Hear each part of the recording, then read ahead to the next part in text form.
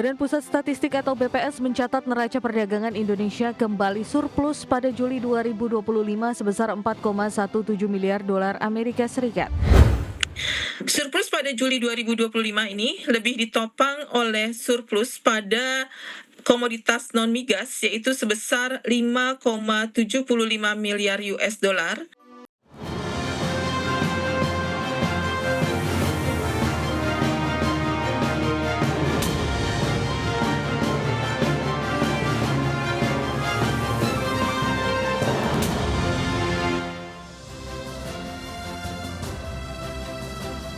Ya, halo pemirsa, apa kabar Anda hari ini? Langsung dari studio IDX Channel Jakarta, saya Prasetyo Wibowo kembali hadir dalam Market Review, program yang mengupas isu-isu yang menjadi penggerak ekonomi di tanah air. Live streaming kami bisa Anda saksikan juga di idxchannel.com dan langsung saja kita mulai Market Review selengkapnya.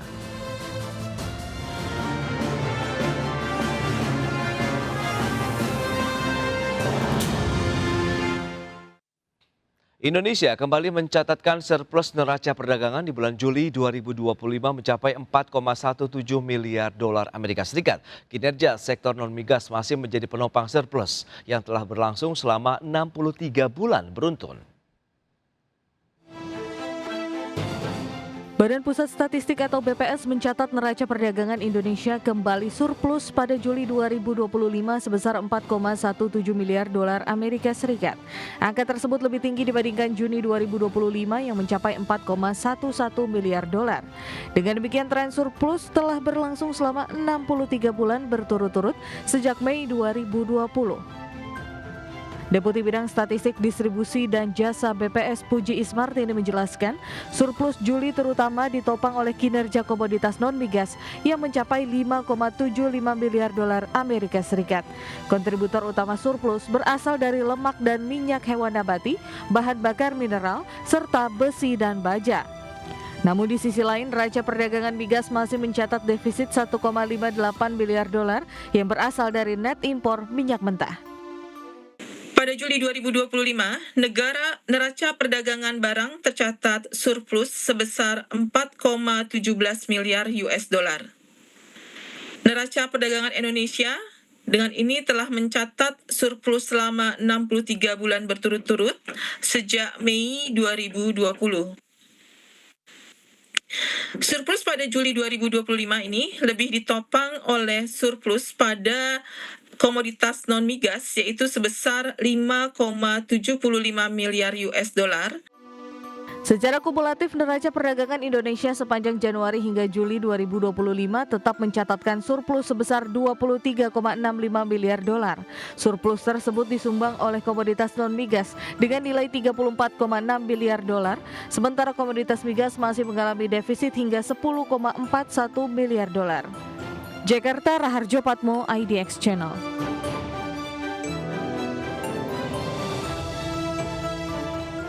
Ya, pemirsa, untuk membahas tema kita kali ini, sektor non-migas topang surplus neraca perdagangan, kita sudah tersambung melalui Zoom bersama dengan Bapak Ajib Hamdani, Ketua Komite Tetap Bidang Fiskal Kadin Indonesia, kemudian juga Profesor Aryawan Gunadi, beliau adalah pakar hukum bisnis internasional Universitas Tarumanegara dan ASEAN University Internasional. Langsung saja kita sapa ini.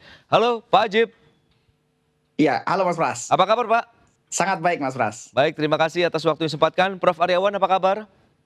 Halo Mas Pras dan Pak Ajib, selamat sukses untuk kita semua. Baik, terima kasih atas waktu yang disempatkan. Menarik, sebelum membahas lebih jauh ini, Prof. Aryawan mungkin bisa mereview seperti apa kinerja ekspor dan impor Indonesia kalau kita lihat ini pasca kesepakatan tarif resiprokal antara Amerika Serikat, Indonesia yang sudah tercapai di level 19% ini, Prof.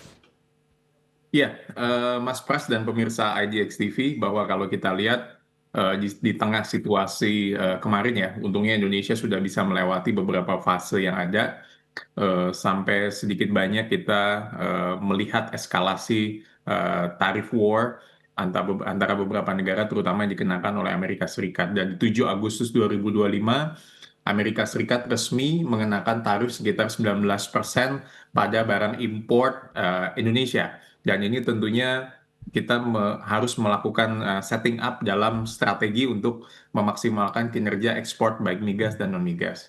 dampak awal diperkirakan memang ini akan menekan ekspor Indonesia ke Amerika Serikat hingga 5 sampai dengan 10% prediksinya di paruh kedua 2025. Nah, sejumlah industri padat karya seperti tekstil, lalu juga yang berkaitan dengan alas kaki, elektronik, memang terancam untuk melemah, tetapi saya lihat pemerintah sudah melakukan satu upaya untuk bisa melakukan negosiasi agar komoditas yang sifatnya non-produksi Amerika Serikat dikenai tarif yang lebih rendah.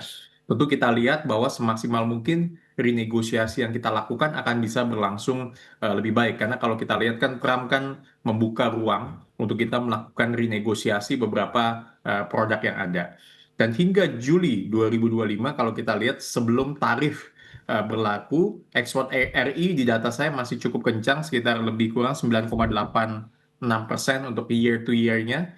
Dan pemerintah memang memanfaatkan mekanisme yang ada di WTO atau FTA agreement seperti RCEP dan SEPA dan juga insentif fiskal dalam kaitan mengurangi beban tarif dan memperlancar pasar ekspor kita sehingga kita bisa bersaing di pasar global. Begitu Mas Pras. Baik, Prof. Nah, dari Kadin sendiri melihat bagaimana dengan surplus neraca perdagangan di bulan Juli yang kembali mencetak sekitar 4,17 miliar dolar Amerika dibandingkan dengan Juni. Nah, apakah sudah sesuai dengan proyeksi maupun konsensus dari pelaku usaha sendiri nih, Pak Ajib? Ya, dunia usaha tentunya cukup optimis melihat bagaimana perkembangan-perkembangan yang ada terutama di sepanjang tahun 2025 ini Mas Pras.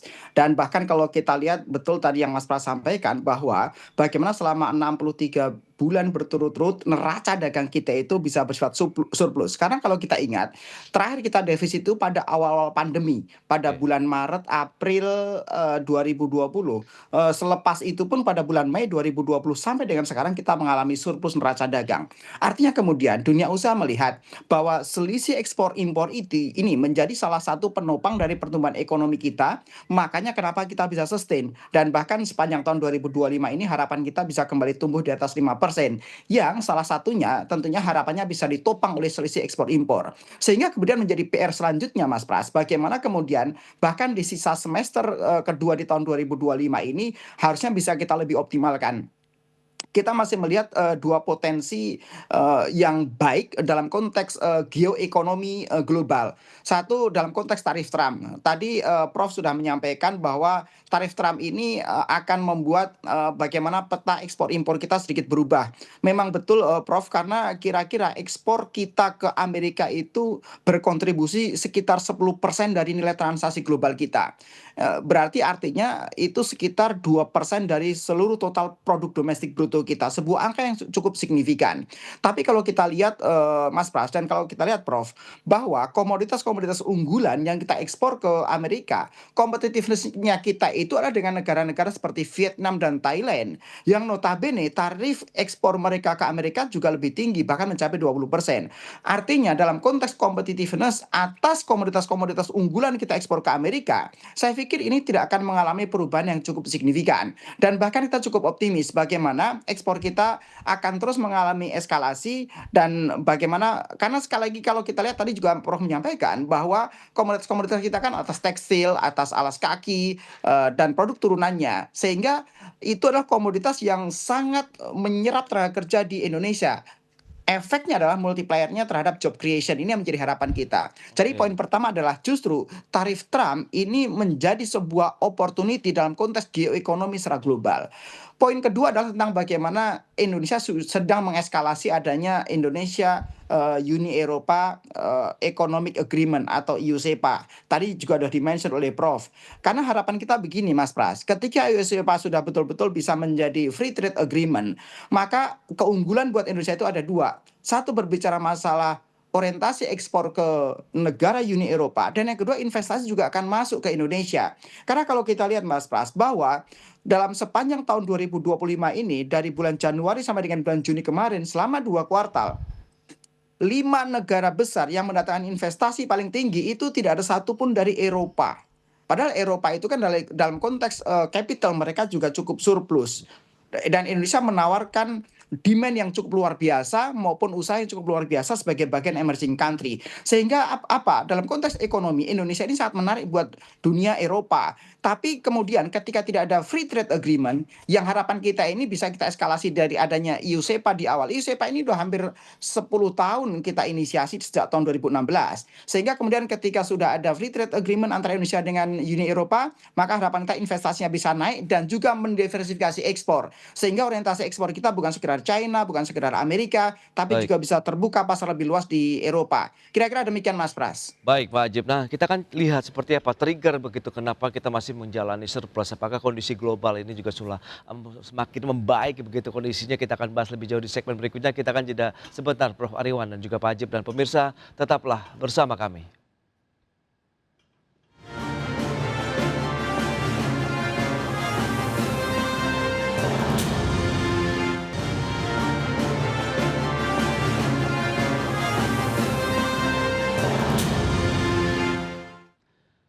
Baik pemirsa, terima kasih Anda masih bergabung bersama kami dalam Market Review, dan berikutnya kami sampaikan data seperti apa sih kinerja surplus neraca perdagangan Indonesia. Data selengkapnya bisa Anda saksikan di layar televisi Anda. Ini dia trennya seperti apa dari Januari sampai dengan Juli 2025 ini.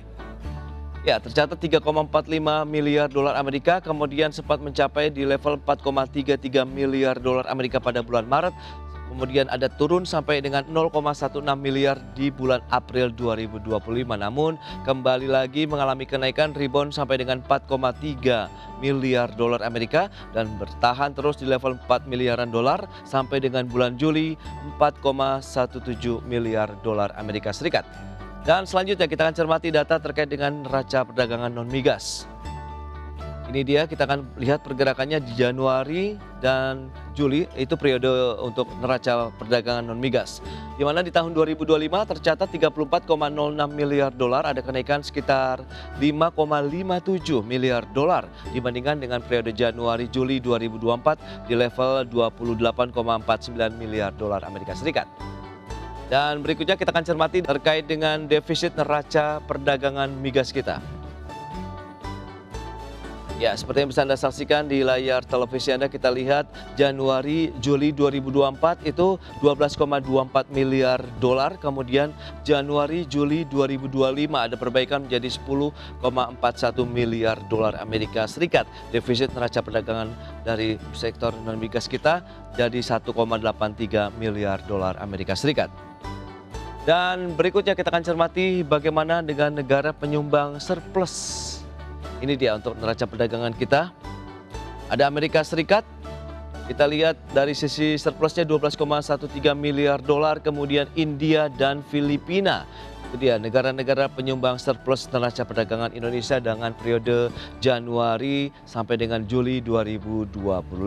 Baik, kita akan lanjutkan kembali perbincangan bersama dengan Profesor Aryawan Gunadi, pakar hukum bisnis dan internasional dari Universitas Tarumanegara dan ASEAN University International, kemudian Pak Ajib Hamdani, Ketua Komite Tetap Bidang Fiskal Kadin Indonesia. Baik, dengan beberapa data dan informasi yang disampaikan Prof. Aryawan, Anda melihat seperti apa? Apakah memang karena ditopang juga triggernya kondisi dari geopolitik, geoekonomi yang semakin membaik karena sudah ada beberapa kesepakatan ya tarif resiprokal antara Amerika Serikat dengan banyak negara begitu Prof? Iya, jadi memang kalau dilihat Mas Pras, tarif resiprokal ini kan memang memiliki dampak. Nature-nya memang free flow barang dan jasa, kan kita harapkan hambatan tarif tadi seperti yang Pak Ajib sudah jelaskan. Kalau bisa itu kan memang tarifnya itu bisa turun hingga sampai serendah mungkin sehingga alur flow perdagangan barang dan jasa itu bisa semakin lebih baik antar negara.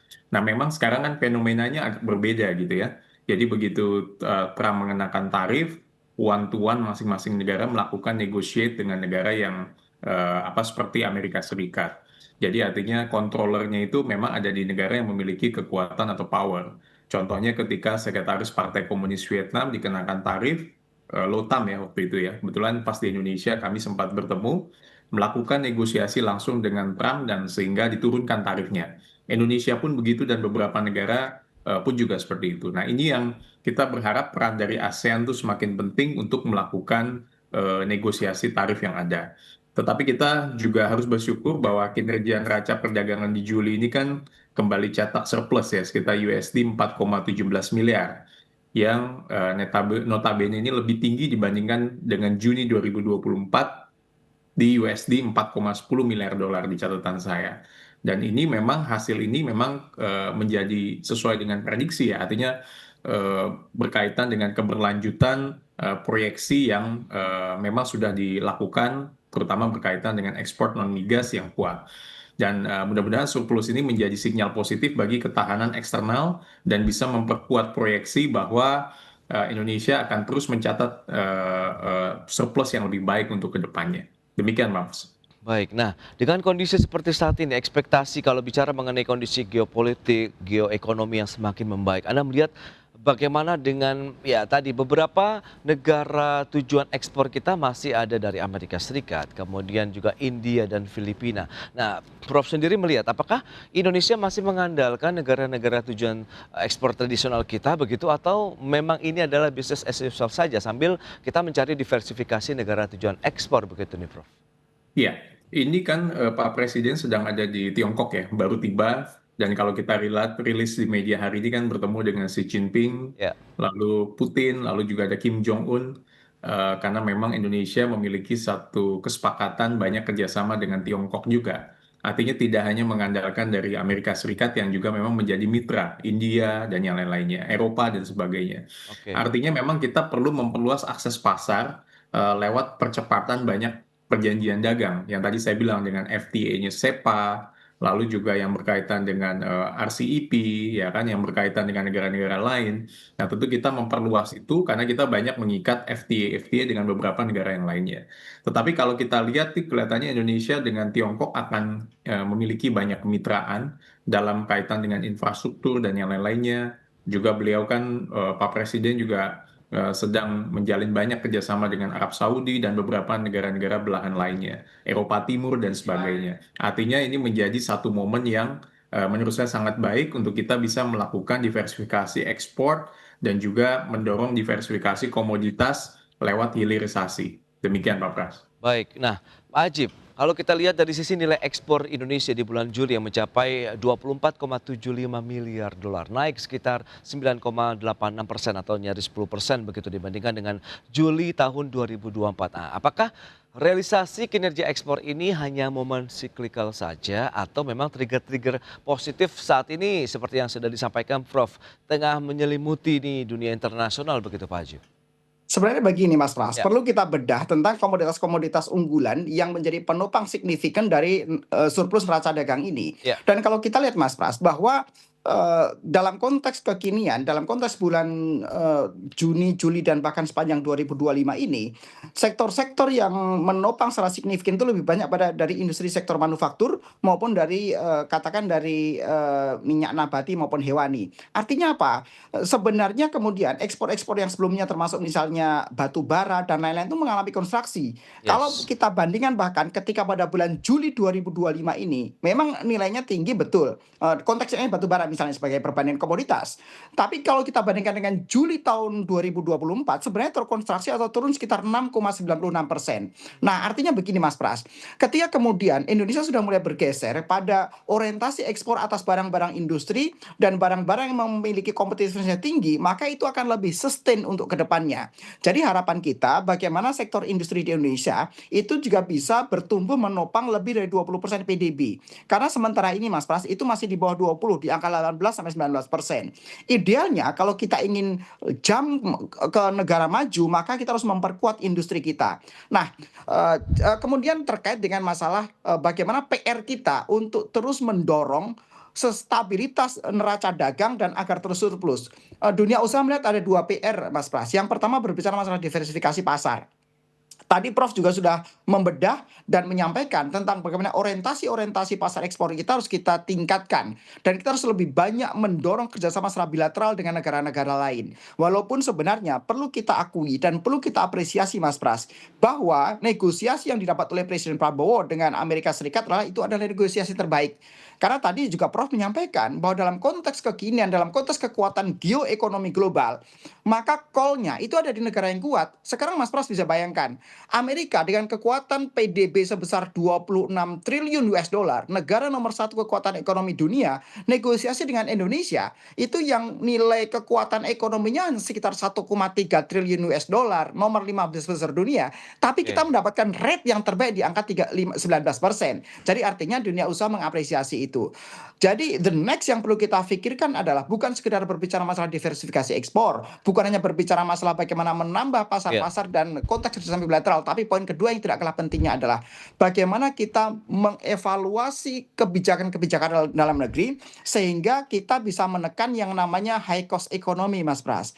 Karena PR kita dengan negara lain sudah selesai dalam konteks kesepakatan Indonesia dengan Amerika. Konteks kita tinggal menambah secara bilateral kalau konteks ingin diversifikasi ekspor. Tapi pertanyaan yang tidak kalah pentingnya adalah bagaimana program-program pemerintah, bagaimana extra effort pemerintah, bagaimana insentif baik dalam bentuk fiskal, moneter maupun regulasi-regulasi yang lain sehingga bisa menekan dan menjadi low cost ekonomi. Baik. Kalau kiblat kita ke China sebagai trendsetter sebuah dunia industri, kenapa mereka bisa mempunyai competitiveness luar biasa? Karena mereka melakukan regulatory downstreaming yang begitu luar biasa dan mendorong industri manufaktur dengan baik. Harapan kita, Mas Pras, adalah PR kedua setelah berbicara diversifikasi ekspor, pemerintah bisa mendorong extra effort regulasi-regulasi yang bisa menekan dan mendorong low cost ekonomi. Demikian, Mas Pras. Baik, dan apakah kita lihat ke depan juga ya, Pak Ajib dan juga Prof. Aryawan, ekspor non migas ini masih menjadi paling tidak ujung tombak begitu untuk bisa menopang surplus neraca perdagangan kita atau tidak? Begitu kita akan bahas lagi di segmen berikutnya.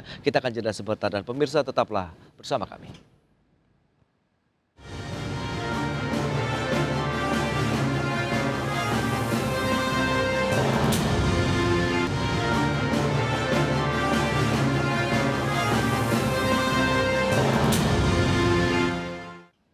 Baik, pemirsa, terima kasih Anda masih bergabung bersama kami dalam Market Review dan kita akan lanjutkan kembali perbincangan menarik ini tentunya bersama dengan narasumber kita, Bapak Ajib Hamdani, Ketua Komite Tetap Bidang Fiskal Kadin Indonesia, kemudian Profesor Aryawan Gunadi, Pakar Hukum Bisnis dan Internasional dari Universitas Tarumanegara dan juga ASEAN University International. Nah, menyikapi kondisi seperti saat ini Pak Ajib, nah lantas kalau kita bicara mengenai sektor non-migas, dalam beberapa tahun terakhir selalu menjadi unggulan begitu bagi Indonesia dalam meningkatkan surplus neraca perdagangan. Anda melihat bagaimana, seberapa kuat daya topang juga dari sektor non-migas kita ke depannya begitu Pak Ajib? Justru ini harus kita pertahankan dan kita tingkatkan, Mas Pras, karena yang kita harapkan daripada sekedar selisih ekspor impor kita dengan negara lain adalah berbicara masalah multiplier effect. Problem dari emerging country, problem dari Indonesia itu adalah salah satunya berbicara masalah job creation. Sehingga kemudian kalau pemerintah bisa mendorong industri manufaktur bisa menjadi penopang dan orientasi komunitas-komunitas ekspor yang lain, maka ini akan sangat bisa menjawab permasalahan ekonomi bangsa kita. Dan bahkan kalau kita lihat, Mas Pras, salah satu dari cita dari Presiden Prabowo Subianto adalah berbicara masalah hilirisasi. Bagaimana membangun ekonomi-ekonomi dari daerah. Ini sejalan dengan semangat tentang bagaimana mendorong industri manufaktur. Ini sejalan dengan yang namanya hilirisasi. Tadi Prof. Aryawan juga sudah menyampaikan. Tapi poinnya adalah dunia usaha terus mendorong agar bagaimana peningkatan nilai tambah atas komunitas-komunitas unggulan itu lebih didorong dan lebih ditopang dengan baik. Dan bahkan kalau kita lihat bukan hanya berbicara masalah hilirisasi sektor-sektor strategis di mineral dan batu bara, tapi juga termasuk bagaimana hilirisasi atas komunitas-komunitas yang lebih banyak menggandeng semua stakeholder dan para pelaku ekonomi di daerah, Mas Pras, termasuk sektor agriculture, fishery, and farming. Kalau kemudian pemerintah bisa mendorong ekosistem bisnis yang memberikan nilai tambah maksimal seperti itu, dan kemudian barang jadi ataupun setengah jadinya kemudian diekspor, maka sekali lagi kita dan Indonesia bukan hanya sekedar diuntungkan dari selisih nilai ekspor impor yang memberikan keuntungan terhadap pertumbuhan ekonomi, tapi lebih daripada sekedar itu. Tapi berbicara masalah job creation, tapi berbicara masalah penyerapan tenaga kerja, dan ini tentunya sangat bermanfaat buat masyarakat Indonesia. Dan kalau kita lihat pesan dari Pak Prabowo itu sebenarnya sederhana buat teman-teman pengusaha, Mas Pras. Buat para pengusaha, silakan Anda berpikir masalah penyerapan tenaga kerja, berbicara masalah menyerap pengangguran. Kemiskinan biar menjadi urusan pemerintah. Nah, sebenarnya kita sudah melihat bahwa pemerintah juga fokus dengan job creation. Berbicara job creation itu berbicara masalah yang bisa diandalkan sektor manufacturing pasti. Berbicara industri pengolahan. Dan sejalan dengan itu, maka ketika Indonesia bisa membuka diversifikasi ekspor, bisa membuka pasar baru di luar negeri, maka harapan itu adalah atas komunitas-komunitas yang bisa banyak menyerap tenaga kerja dan akan memberikan nilai tambah atas komoditas-komoditas unggulan di Indonesia. Demikian Mas Pras. Baik. Ini menarik Pak Ajib. Nah, Prof. Aryawan, Anda melihat bagaimana dengan kinerja surplus neraca perdagangan kita yang juga masih ditopang oleh sektor non-migas? Anda melihat seberapa jauh juga resiliensi dari sektor non-migas nih untuk menopang perekonomian nasional secara keseluruhan ke depannya begitu, Prof? Iya, jadi kan kalau dilihat ekspor non-migas Juli 2025 mencapai 23,81 miliar. Dan itu naik sekitar 12,83 dibandingkan dengan Juli kalau kita compare di tahun 2024 di USD 21,10 miliar Ya. dolar. Nah, terutama ini kan ada negara-negara seperti China, Amerika Serikat, dan juga dengan India. Nah, ini memang kalau dilihat yang untuk non-migas, China, Amerika Serikat, dan India masih menyerap ekspor non-migas terbesar dari Republik Indonesia. Dengan total 41% di Januari sampai Juni di data saya 2025. Dan data BPS juga kalau kita lihat pangsa non-migas ke China 22,8%, Amerika Serikat 11,5%, India 7%. Dan ini artinya memang Indonesia masih mengandalkan pasar tradisional. Tapi saya yakin pemerintah tadi sudah di-underline juga oleh Pak Ajib, Pak Prabowo sudah melihat urusan kemiskinan itu yang menjadi urusan daripada pemerintah, juga hal-hal yang menyangkut urgensi dan beberapa program pemerintah itu akan ditangani, dan pemerintah dan pelaku usaha aktif juga akan harapannya bisa menembus pasar baru, yaitu ekspor ke Asia Tengah, Afrika Barat, Timur, dan juga beberapa negara Amerika Latin.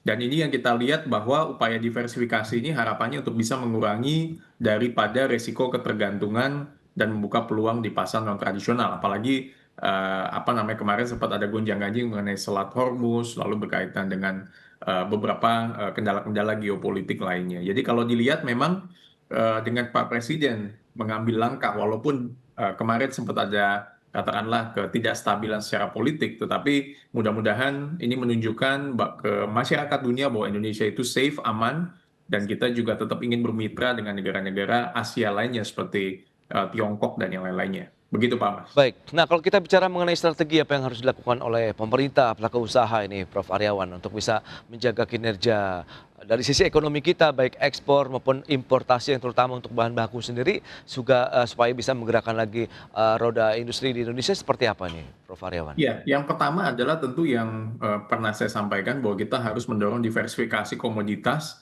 melalui hilirisasi dan ini menjadi penting untuk menambah nilai ekspor kita. Dan juga kebijakan hilirisasi untuk menambah nilai tumbuh ekspor dan melakukan diversifikasi ke pasar non-tradisional seperti Afrika maupun negara-negara lainnya. Yang kedua adalah akses pasar melalui percepatan perjanjian dagang yang tadi, SEPA, RCEP, Indonesia dengan Uni Eropa, dan juga ke negara-negara lainnya, karena FTA kita cukup banyak juga. Yang ketiga, Indonesia sudah memperkenalkan beberapa instrumen hukum seperti Sekuritas Falas Bank Indonesia atau SVBI, dan ini juga memang penting untuk kita bisa untuk menjaga stabilitas nilai tukar rupiah. Dan yang keempat adalah untuk import kita memperkuat TKDN pastinya, tingkat komponen dalam negeri ini menjadi penting, dan insentif fiskal seperti tax allowance, tax holiday. Nah ini juga pembebasan biaya masuk, tarif dan sebagainya ini juga menjadi penting. Yang keempat juga berkaitan dengan meningkatkan penyederhanaan prosedur untuk ekspor dan import. Saya rasa pemerintah melalui Kadinpu juga sudah banyak mendorong ya, artinya program-program yang sangat baik untuk mendukung pemerintah dalam kaitannya dengan percepatan program-program pemerintah yang ada dan memangkas prosedur yang menghambat investasi asing masuk untuk ke kita. Termasuk juga kita juga harus melihat bahwa kesepakatan-kesepakatan dengan Amerika dan China ini menjadi penting untuk menjadi andalan untuk kita ke depannya, terutama penurunan tarif harus terus dijajaki oleh Indonesia. Demikian Pak Pras. Baik, itu dia beberapa strategi yang sudah disampaikan oleh Prof. Aryawan. Sementara dari Kadin sendiri meminta bahwa harus ada penguatan, optimalisasi kalau kita bicara mengenai sektor non-migas Indonesia sehingga bisa menopang lagi kinerja ekspor, meningkatkan devisa, kemudian mendorong juga roda perekonomian di dalam negeri dan tentunya adalah upaya untuk menciptakan lapangan kerja bagi masyarakat luas di Indonesia. Baik, Prof. Aryawan, Pak Ajib, sayang sekali waktu terbatas. Terima kasih banyak atas informasi, update dan juga insight yang sudah Anda sampaikan kepada pemirsa pada hari ini. Selamat melanjutkan aktivitas Anda kembali. Salam sehat, sampai berjumpa kembali. Prof. Aryawan, Pak Ajib, terima kasih. Terima kasih Mas Pras, terima kasih Prof. Sampai ketemu. Pak Pras, Pak Ajib. Baik pemirsa, jam beranjak dari tempat Anda, kami masih akan kembali dengan tema menarik lainnya terkait dengan optimalisasi penerimaan negara tanpa kenaikan pajak di tahun 2026. Market Review segera kembali.